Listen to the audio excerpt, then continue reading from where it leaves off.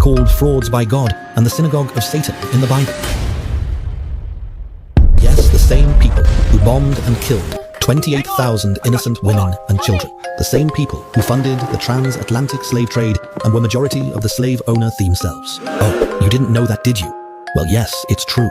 Sources such as Jews and Negro slavery in the Old South and United States Jewry both state such a groundbreaking fact. The Bible even calls them the synagogue of Satan. In Revelation 2:9 and Revelation 3:9 says that God will make those who call themselves Jews but do lie worship before the feet of the real Jews, which are the blacks, Hispanics, and Native Americans. Arthur Koestler, who was a Jewish man himself, actually wrote a book called The 13th Tribe, probing how the Ashkenazi actually came from Europe and are of Khazarian lineage, and converted to Judaism not from the ancient land of Israel. And Charles Wiseman wrote a book called Who is Esau Edom, and states that the Ashkenazi are descendants of Esau and not of Jacob. Romans 9:13 says that God hates Esau and loves Jacob. It says this both in the New and Old Testament. This would explain why they hide behind the name Jacob and refuse to accept their name Esau. This would explain why they have so many anti-hate organizations to prevent you from learning that they are Esau. Why? Because if God himself says he hates Esau and you're a follower of God, what's stopping you from doing the same? All right, Shalom. Before I begin this lesson, I want to give all honor, praise, and glory unto Yahweh, Bahasham Yahushai, Bahasham Racha Kodash, for giving me the spirit to do this lesson. Lord willing, it's edifying to the elect. Double honors to the elders and the apostles of great millstone who rule well, who are the leaders of all Israelites in these end times, showing us the correct way to salvation and breaking the lies of Christianity.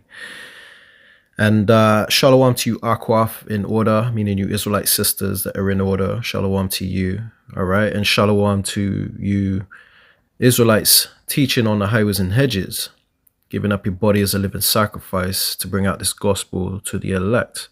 Shalom for your service, and shalom to you brothers that look like these other nations, but your seed line goes back to Abraham, Isaac, and Jacob, making you a Hebrew Israelite regardless of your appearance, because it ain't about color, it is about the chosen seed line, which can look like all races of people, okay?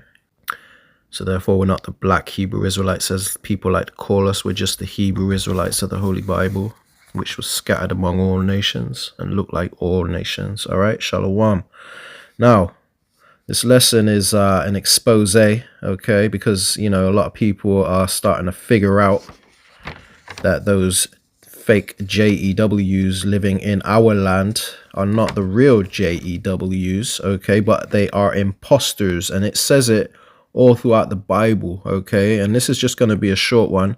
I just want to put these compilation of, I think I got 3 clips that I want to play that, you know, I want to bring to your attention, and then just bring out a few precepts and close it out, all right?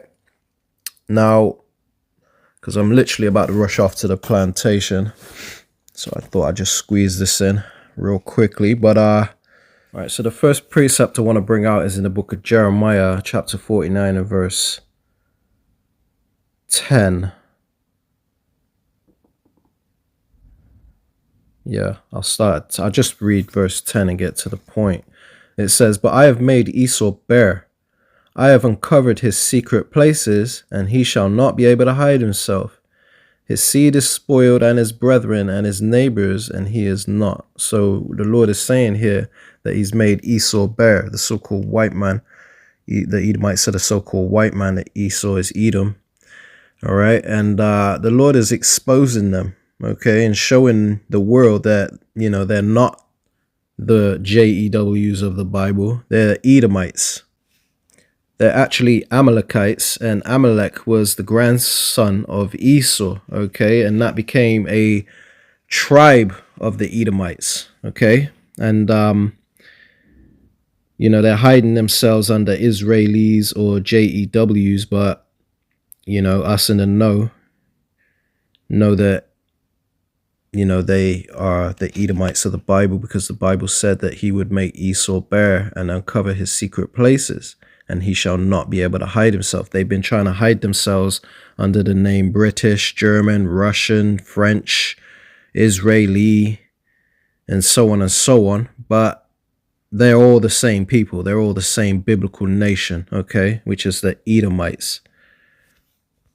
This is the book of Isaiah chapter 25 and verse 7. And he will destroy in this mountain the face of the covering cast over all people and the veil that is spread over all nations. Okay, so, you know, you got everybody has a veil over their face in these end days because, you know, of all the deception that's going on. You know, these people are the deceivers of the world. This is why we call them the devil that the Bible speaks of, because the word devil just simply means deceiver. Okay, so when we say that Esau is the devil, it just means he's the deceiver. He's deceived the whole world, but the Lord is destroying the face of the covering cast over all people through the way of the internet. Now people are making AI videos and sharing information, exposing these people, which is fulfillment of biblical prophecy. Okay, now I want to quickly jump to the book of Ezekiel chapter 36, because the Bible said that these people would prance around in our land and call themselves the real JEWs. It says in Ezekiel 36, starting at 1, also, thou son of man, prophesy unto the mountains of Israel, and say, ye mountains of Israel, hear the word of Yahweh. Thus saith the Lord power, because the enemy have said against you, aha, even the ancient high places are ours in possession. That's the Edomites, the fake JEWs. They stole our land, right? The ancient high places. It's in their possession. It says, therefore, prophesy and say, thus saith the Lord power, because they have made you desolate and swallowed you up on every side, that ye might be a possession unto the residue of the heathen. And ye are taken up in the lips of talkers, and are an infamy of the people. Therefore, ye mountains of Israel, hear the word of Yahweh, or of the Lord power. It says, thus saith the Lord power, to the mountains and to the hills, to the rivers and to the valleys and to the desolate wastes and to the cities that are forsaken, which became a prey and derision to the residue of the heathen that are round about. Therefore, thus saith the Lord power, surely in the fire of my jealousy have I spoken against the residue of the heathen and against all Idumea. Idumea is the Greek term for the nation of Edom. Okay, they are heathen. And the Lord is speaking against them. It says, which have appointed my land, the land of Israel, into their possession with the joy of all their heart, with despiteful minds to cast it out for a prey. Okay, and if you go to the book, this is this is what they done. They stole our land with despiteful minds, saying, aha, it's ours now, basically, you know. And the Lord ain't forgot about that. The Lord is getting ready to pay them back. The scriptures say, let the sin of their father or the sin of their mother be remembered with the Lord. Okay, so whatever they've done in the past, they have to pay for eventually. The Lord is they're basically building themselves up a tab, and the Lord is about to requires that tab to be paid soon, very soon. Okay, let's turn to the book of Zechariah chapter 9 and verse 6, and it says, and a bastard shall dwell in Ashdod. Ashdod is a city near the port, or in a port city, coastal city of Israel, near Tel Aviv. It says, and I will cut off the pride of the Philistines. So the point is that a bastard is dwelling in Ashdod. Okay, there are people that are cut off from the Lord because the Lord hates them. Just like in that clip that I played in the intro to this lesson, the Lord said he hates Esau. Okay, and I know a lot of you already know this precept, but we're going to quickly turn to it. 1 second, I think it's 9 and 13. Yeah. So this is Romans 9 and 13. As it is written, Jacob have I loved, but Esau have I hated. They are a bastard dwelling in Ashdod right now. The Idumeans, which is the Greek term for the nation of Edom, just like I brought out in the book of Ezekiel chapter 36. All right.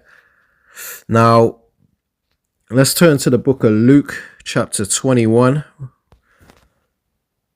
going to wrap this up soon because I got to rush off to the plantation. But we're going to turn to Luke 21 and we're going to read 20 through 24.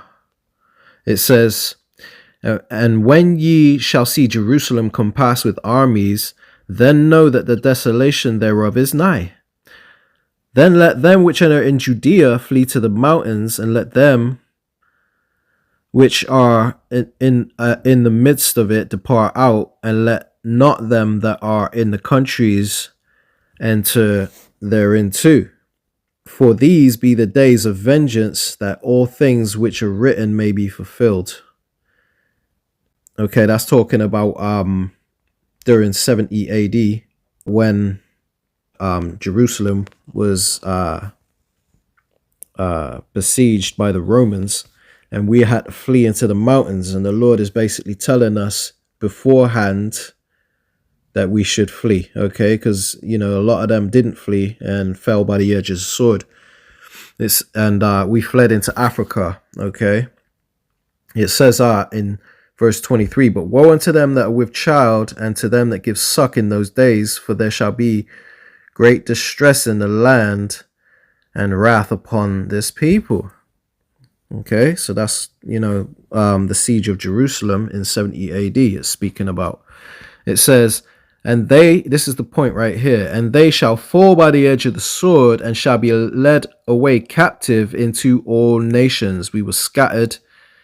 It says, "And Jerusalem, the land, shall be trodden down of the Gentiles until the time of the Gentiles be fulfilled." See, and we're in the time where the time of the Gentiles is being fulfilled, meaning, you know, the Lord is bringing them out of power. Okay, it's the end of their rulership. Okay, but as of now, while they're still ruling, they didn't give up that land peacefully and say, "Here, you can have your land back." Hell no, they ain't gonna say that. These people are evil and greedy and thieves. And you got Gentiles, natural Gentiles, which are them fake JEWs, them Amalekites dwelling in that land right now. Okay, you also got Ishmaelites in that land also. Okay, now when the real JEWs return to that land, okay, in the book of Isaiah chapter 2 and verse 24, no, 2 through 4, Salakia, not 24, right? It says here in Isaiah 2 and 2, it says, "And it shall come to pass in the last days that the mountain of Yahweh's house shall be established in the top of the mountains, and shall be exalted above the hills, and all nations shall flow unto it." So when the real JEWs return to that land, you know, everyone's gonna flow to it to learn the ways of the Lord. Okay, and the whole world is going to be governed from that land. It says in verse 3, "And many people shall go and say, Come, let us go to the mountain of Yahweh, to the house of the power of Jacob, and he will teach us of his ways." Is everybody going there right now to learn about the Talmud? No. Okay, because that's what they teach. You know, they live according to the ways of the Talmud, which is satanic as hell. Okay, so this is all proving that the real JEWs are not in that land right now. Okay, that this prophecy right here has not been fulfilled. Those are fake JEWs living in that land, and they're evil as hell. Okay, and I got 2 more clips I want to play after this scripture that is going to expose the hell out of them, okay, and prove to you without shadow of a doubt that these people are imposters, and they are Edomites, and they are the wicked of the earth. The Bible says in the book of Job, chapter 9:24, that the earth is given into the hands of the wicked, and these people have their hand in everything when it comes to the school system, banking system, military, public education system, the hip-hop industry, Hollywood, the media. They control everything because the earth is given into the hand of the wicked, just like the Bible says. So let's jump back to Isaiah 2 and start at 3 from the top again, and we'll close it out. It says, "And many people shall go and say, Come and let us go to the mountain of Yahweh, to the house of the power of Jacob, and he will teach us of his ways, and we will walk in his paths." See, no one's seeking righteousness like that right now. It says, "For out of Zion shall go forth the law and the word of Yahweh from Jerusalem." See, they ain't spread in the Bible. All right, verse 4, it says, "And he shall judge among the nations and shall rebuke many people, and they shall beat their swords into plowshares and their spears into pruning hooks," meaning they're gonna stop making weapons of war and go back to inventing and agriculture and things of that nature. It says, "Nation shall not lift up sword against nation, neither shall they learn war anymore." And all we know right now is war. We're living in the beginning stages of the Third World War, okay, which the Bible calls the Third Woe. And when the real JEWs return to that land, we won't learn war anymore. Okay, everyone's gonna be it's gonna be peace on earth, and there ain't peace on earth right now because there's been nothing but war since they moved into that land. Okay, and if you don't know, now you know. All right, so I'm gonna close it out here. Lord willing, you were edified, and like I said, I'm gonna play these 2 clips and check them out, man. I came across them and I thought I'm gonna bring this out to edify the elect. All right, Lord willing, you're of the elect. All right, so on that note, I'm going to close it out. Give all honor, praise, and glory unto Yahweh, Bahasham, Yahushai, Bahasham, Racha, Kodash, Shalom. Has our government been lying to us about our history regarding with people of darker skin color? And why does a certain state 6,000 miles away have such a grip on us? And how do these 2 topics relate? Lucky for us, I actually found something that can possibly help us. I stumbled upon a quote and it got me thinking. I'm going to remove the person that said it because I want to remove any biased opinions about this person. And so I quote, "America has God's jewelry. The Americans have the jewels of God. The Americans stolen God's precious jewels." "What do you mean, his precious jewels?" the soldier asked. Blank said, "America has stolen the Jews, the jewels of God." But listen to this. "His jewelry, the Negroes are the true Hebrews." What a foolish move and a direct challenge to God. They plan on moving these false white Jews into the state of Israel. But this next line really got me. Because the white Jews know that the Negroes are the real children of Israel, and to keep America secret, yep, you heard me, America secret, the Jews will blackmail America. Now the Jews that they're referring to are the white Jews. They will extort America. Their plan for world domination will not work if the Negroes know who they are. So just a recap of what this says. This man basically said back in the 1930s, 1940s that there is a group of white people that are going to move into the Holy Land to pretend that they are the true chosen people of God. And the true children were sent over to America. By the way, this was taken out of this book right here. Is this possible? Is it possible that the Jews in the Holy Land aren't who they say they are? Could it be possible that that is exactly why in Revelations, Christ says, "I will make those of the synagogue of Satan who say they are Jews but are not"? So you mean to tell me that the reason why we bend the knee to a certain state isn't because of money, it's not because of oil, but it's something a lot deeper than that? Do you mean it's more spiritual? Just for clarification, we have a secret, America has a secret, that we don't want exposed. In order to keep it a secret, we are continuously getting blackmailed. We have to bend the knee, give in to whatever it is that they want in order to keep our secret from being exposed. I mean, given everything that's going on and everything we've heard, everything that's been exposed, all the truth that's being revealed, that sounds very possible. This is going to trigger people. Why? Because not only am I challenging the history, I'm also challenging who is controlling the narrative. Food for thought.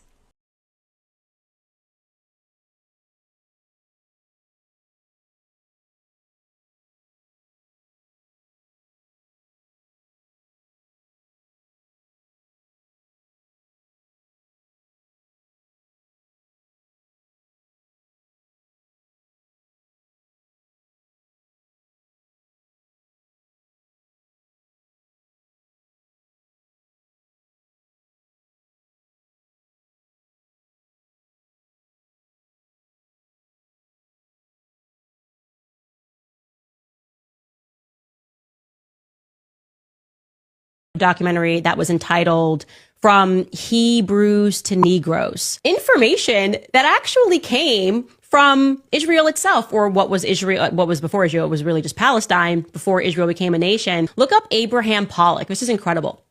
By the way, the thesis of that documentary is that these are not even the original Jews, that actually these are Khazars from a Turkic community. So there's this like Khazarian conspiracy theory, and they call this an anti-Semitic conspiracy theory to suggest that the people that are occupying Israel today are Khazarian Jews, are the Khazarians, are from like the kingdom of Khazaria, is an anti-Semitic conspiracy theory. And this is what I mean. It's the tricks that they play. Where did this anti-Semitic conspiracy theory come from? It came from them. It came from somebody who said, I want to figure out who the Ashkenazis are. And he was more than qualified to do it as an anthropologist. Abraham Nahum Pollock was an Israeli historian, a professor at Tel Aviv University since its inception, professor of medieval history, and founder of the Department of Middle Eastern History. His main areas of research were Jewish history, Arab history, nations of Islam and Africa, and the history of the Khazars.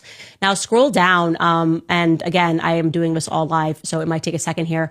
But essentially, he publishes a book and says, aha, I've done it. My research is over. Actually, we are the Khazarians, and we are from a Turkic tribe. And they had these Turkic tribes, the Ishkenaz, the Ashkenaz, and that's who we actually are. I want to be clear. This book was published, the book called Khazaria, History of a Jewish Kingdom in Europe. And he states that the Khazars were the demographic foundation of the Jews who inhabited Eastern Europe. And this was such groundbreaking stuff that he did. Look at this. This is 1941. He says they then mass converted to Judaism. He was awarded. Tel Aviv University awarded him, thank you for doing this research. Again, this is before the modern state of Israel. And then guess what? He also, you can see there, he served in the IDF. So we're not going to call him anti-Semitic, are we? He served in the IDF through the formation of the state of Israel. So this guy gets awards from Tel Aviv University, and now he's serving in the IDF when they just kick out a bunch of Palestinians. And after they do this, they say, stop publishing his book because it doesn't help what we are trying to do. That's on the Wikipedia page. I want this to be shown that this is on the Wikipedia page. The rabbi said we should stop publishing this book because it doesn't help our argument that we're now making that we are the original Jews.